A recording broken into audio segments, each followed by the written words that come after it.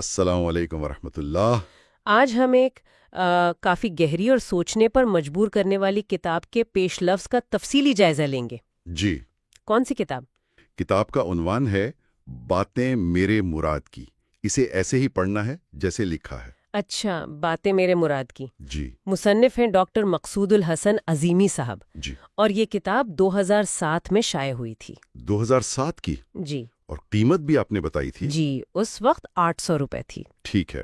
یہ کتاب جو ہے یہ سلسلہ عظیمیہ کی ایک معروف تصنیف ہے۔ اوہ، تو یہ ایک روحانی سلسلے سے وابستہ ہے؟ بالکل، سلسلہ عظیمیہ ایک روحانی سلسلہ ہے اور اس کتاب کو ہم ملفوظات کہہ سکتے ہیں۔ ملفوظات یعنی بزرگوں کے اقوال اور گفتگو؟ جی ہاں، جو ان کے مریدین یا قریب رہنے والے جمع کرتے ہیں۔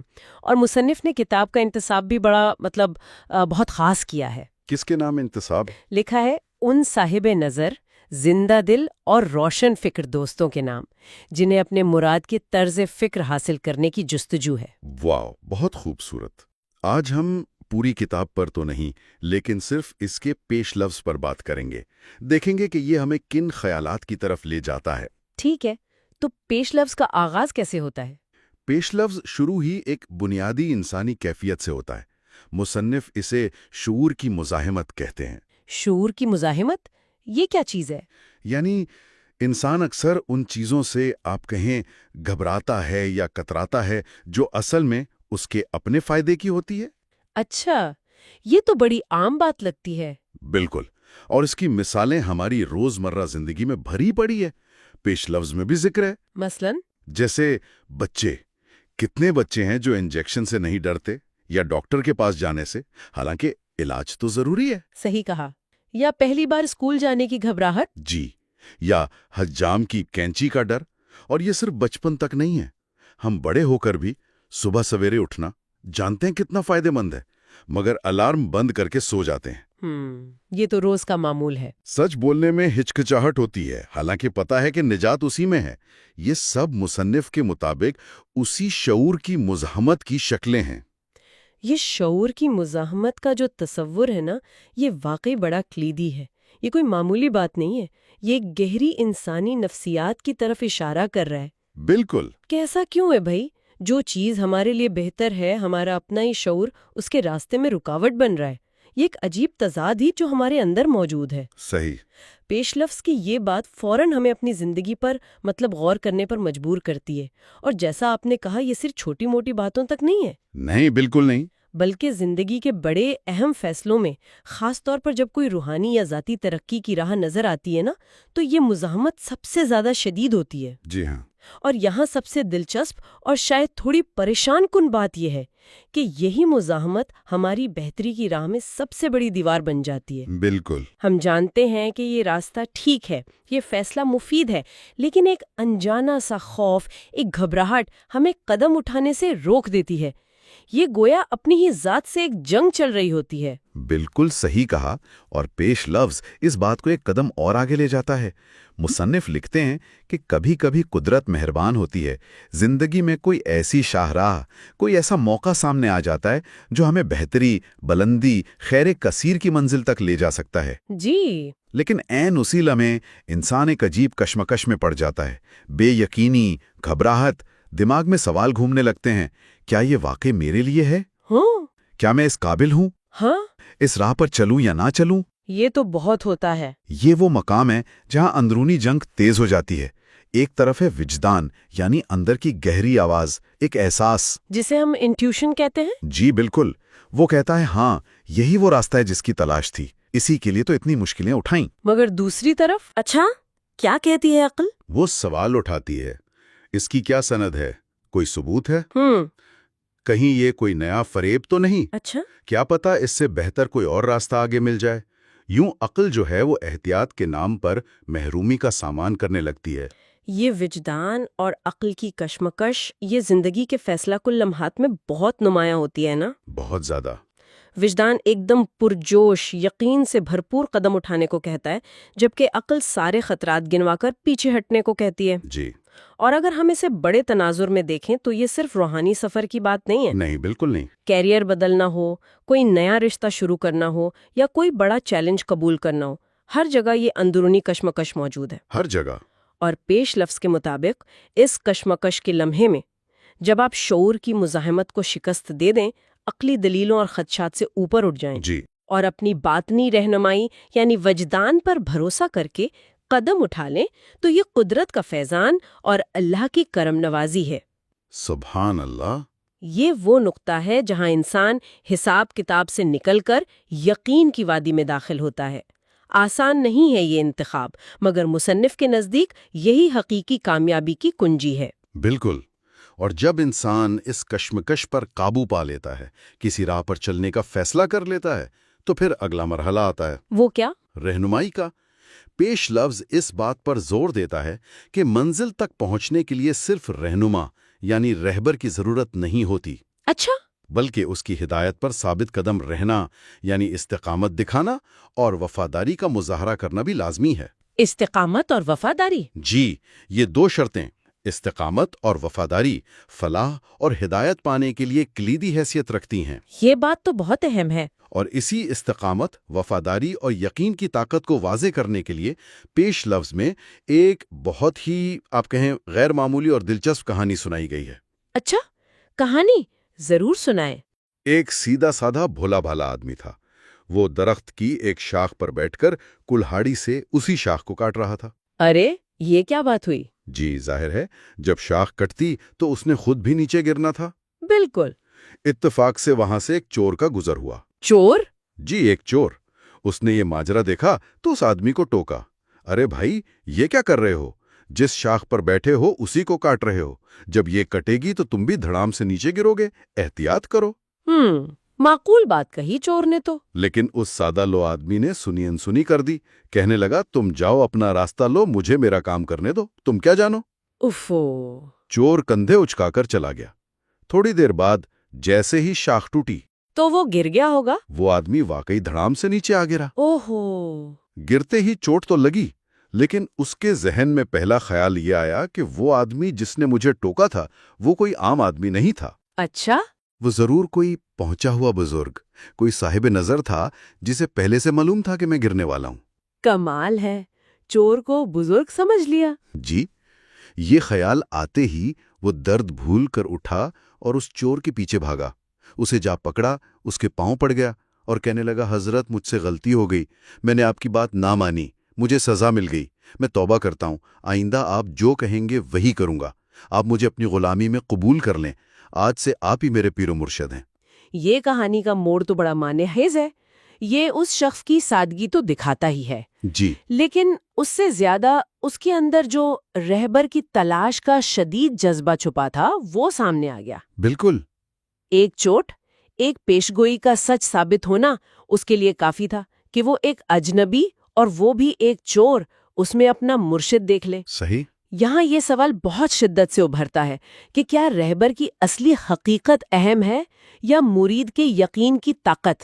بڑا سوال ہے یہ۔ اس شخص کے نزدیک تو چور کی حقیقت کوئی معنی نہیں رکھتی تھی، اس کے لیے تو وہ ایک پہنچا ہوا بزرگ تھا جس کی بات سچ ثابت ہوئی۔ جی، یہ نقطہ بھی غور طلب ہے کہ بعض اوقات انسان کی اپنی طلب اور یقین اتنا شدید ہوتا ہے کہ وہ خود ہی اپنے لیے رہنمائی کا سامان پیدا کر لیتا ہے، چاہے ظاہری اسباب کچھ بھی ہوں۔ بالکل ممکن ہے۔ اس شخص کا یقین اتنا فوری اور کامل تھا کہ اس نے چور کو بھی شاید حیران کر دیا ہوگا۔ بالکل، کہانی آگے بڑھتی ہے، چور تو پریشان ہو گیا، یہ کون گلے پڑ گیا؟ ظاہر ہے۔ اس نے جان چھڑانے کے لیے کہا، اچھا بھائی ٹھیک ہے، تم میرے مرید ہوئے، اب ایسا کرو یہاں بیٹھو اور بس یہ ذکر کرتے رہو۔ کوئی بھی ذکر بتا دیا ہوگا۔ جی، بس جان چھڑانے کے لیے، یہ کہہ کر وہ تو اپنی راہ چل دیا۔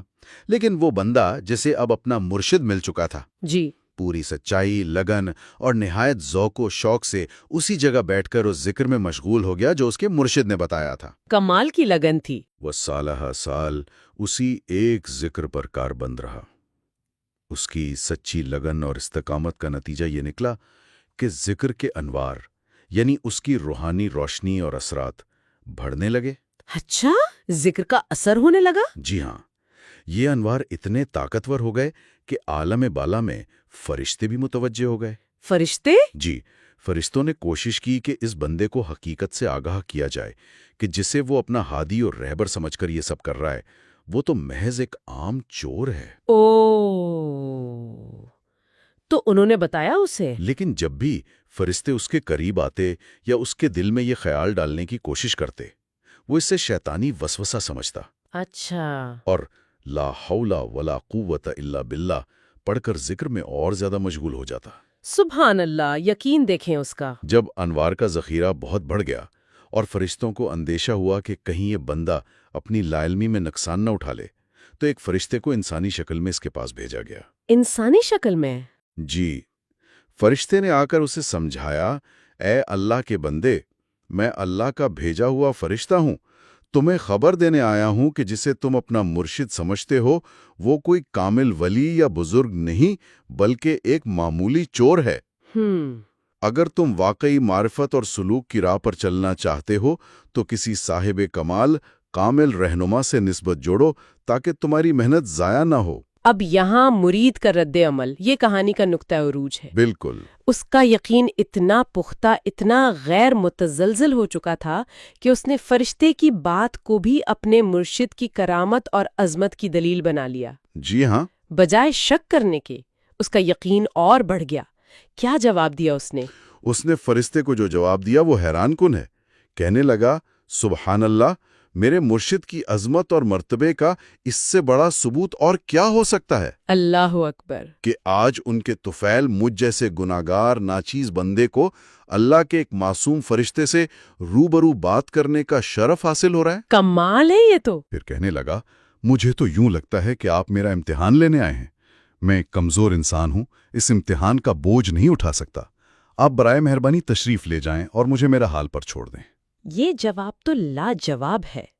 وہ فرشتے کے انکشاف کو اپنے مرشد کے خلاف ثبوت نہیں سمجھ رہا، نہیں، بالکل نہیں۔ بلکہ الٹا اسے اپنے مرشد کی پہنچ اور روحانی طاقت کا کرشمہ قرار دے رہا ہے۔ یہ یقین کی انتہا ہے۔ صحیح۔ اور اس سے بھی زیادہ دلچسپ بات یہ ہے کہ وہ اس واقعے پر مزید غور و فکر یا بحث میں نہیں پڑتا۔ وہ فوراً امتحان سے گریز کرتا ہے اور واپس اپنے ذکر میں گم ہو جاتا ہے۔ جی۔ اس کا تمام تر فوکس صرف اپنے عمل، اپنے یقین اور اپنے مرشد پر مرکوز ہے۔ بالکل۔ کہانی کا اختتام اور بھی زیادہ حیرت انگیز ہے۔ وہ کیا؟ فرشتے نے واپس جا کر سارا ماجرا عالم بالا میں بیان کیا۔ تب ارباب قضاء و قدر، یعنی وہ ہستیاں جو تقدیر کے معاملات اور فیصلے کرتی ہیں، جی، کو یہ فیصلہ کرنا پڑا کہ اس ایک بندے کی سچی لگن، اس کی کامل استقامت اور اس کے غیر متزلزل یقین کی خاطر کیا فیصلہ کیا؟ اس کے مرشد یعنی اس چور کو ہی حقیقی معنوں میں ایک روحانی بندہ بنا دیا جائے، اسے وہ مرتبہ عطا کر دیا جائے جس کا گمان اس کے مرید کو تھا۔ ہے؟ چور کو ولی بنا دیا؟ جی ہاں۔ پیش لفظ اس کہانی سے یہی سبق اخذ کرتا ہے کہ دیکھو ایک بندے کی استقامت اور وفاداری میں کتنی طاقت تھی۔ واقعی۔ اس نے نہ صرف اپنا نصیب سنوار لیا بلکہ اپنے مرشد جو حقیقت میں چور تھا کی بھی اصلاح کا سبب بن گیا اور اس کے درجات کی بلندی کا باعث بھی ٹھہرا۔ گویا مرید کے کامل یقین نے مرشد کی حقیقت کو بدل دیا۔ بالکل، یہی نکتہ ہے۔ یہ کہانی یقیناً استقامت اور وفاداری کی اہمیت کو ایک بڑے ڈرامٹک انداز میں پیش کرتی ہے، لیکن اگر ہم اسے گہرائی میں دیکھیں نا جی، تو یہ یقین کی اپنی طاقت کے بارے میں ایک بہت بڑا سوال اٹھاتی ہے۔ کیا یقین، اگر وہ کامل اور سچا ہو، اپنی حقیقت خود تخلیق کر سکتا ہے؟ کیا نتائج کا انحصار نیت اور لگن پر زیادہ ہے بجائے اس کے کہ بنیاد کتنی مضبوط یا صحیح ہے؟ یہ سوچنے کی بات ہے۔ یہ وہ نکات ہیں جو اس کہانی کو محض ایک قصہ ہونے سے آگے لے جا کر ایک گہرے غور و فکر کا موضوع بنا دیتے ہیں۔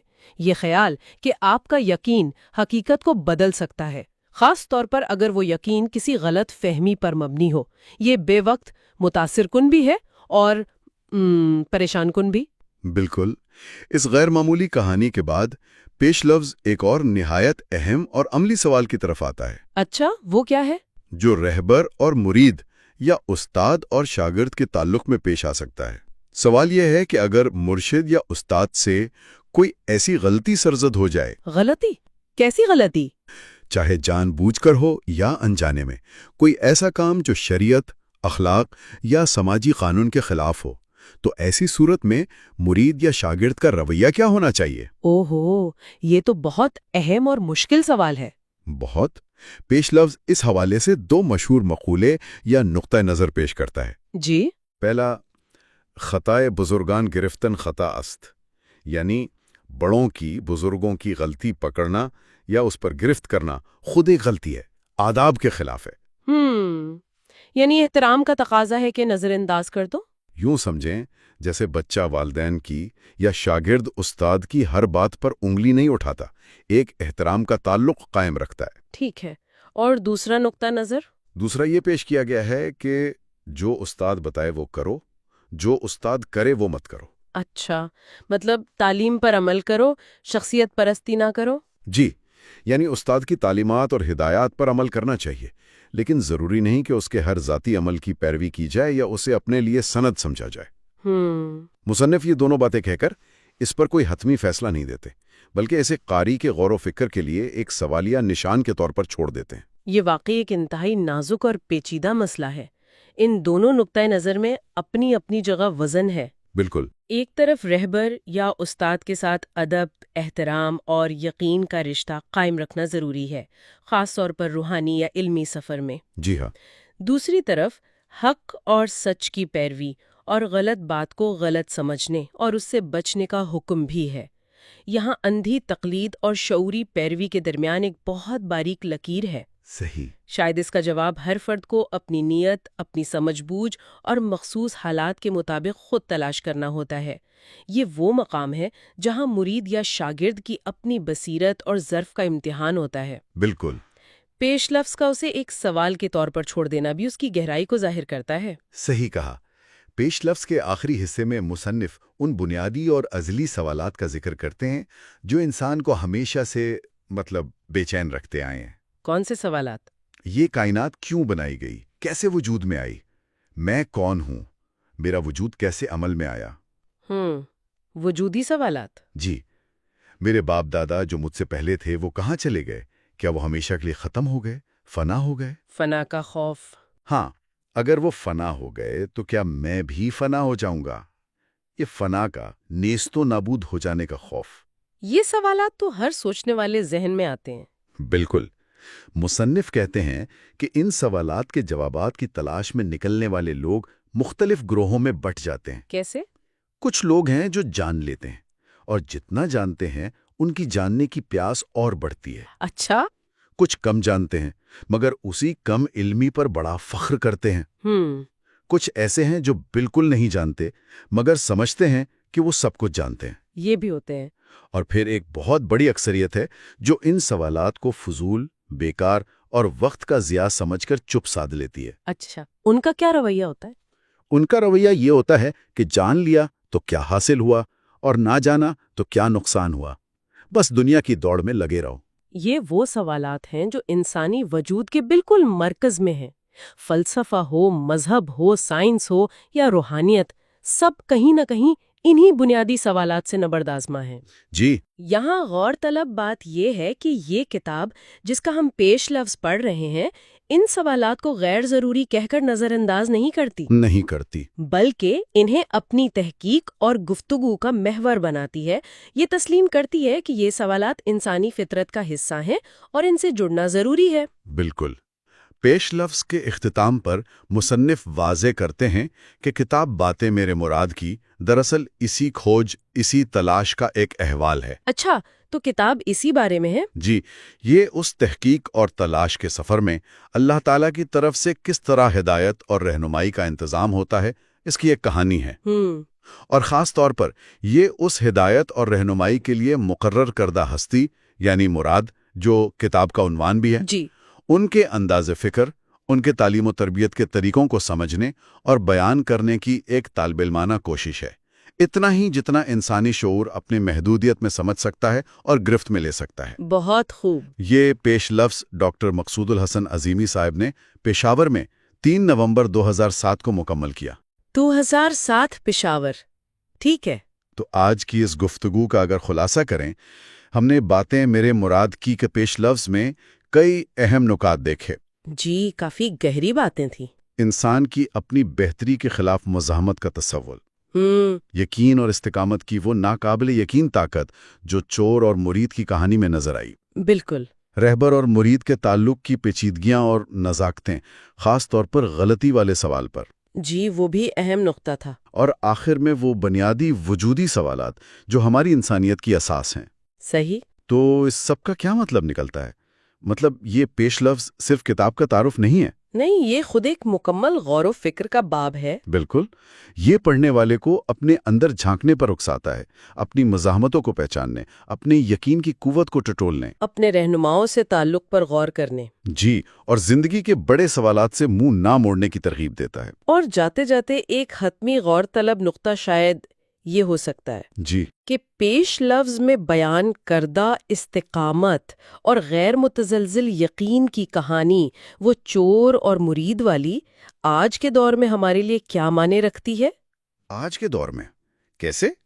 خاص طور پر آج جب معلومات کا سیلاب ہے، ہر چیز پر سوال اٹھانا، تنقیدی نظر سے دیکھنا ایک معمول بن چکا ہے۔ یہ تو ہے۔ ایسے میں کیا کسی ایک بات یا شخصیت پر آنکھیں بند کر کے مکمل طور پر بغیر سوال کیے یقین کر لینا ہمیشہ فائدہ مند ہی ہوتا ہے؟ یا اس اندھے یقین میں چاہے وہ کتنا ہی مخلص کیوں نہ ہو، کچھ خطرات بھی پوشیدہ ہو سکتے ہیں؟ یہ بہت اہم سوال ہے۔ یہ وہ سوال ہے جو یہ پیش لفظ ہمارے سوچنے کے لیے چھوڑ جاتا ہے۔ بالکل، اس پر ضرور غور کرنا چاہیے۔ بہت دعا کے ساتھ اللہ حافظ۔ اس آپ کے اپنے چینل میلوڈی آف ڈیوائن کو سبسکرائب کریں۔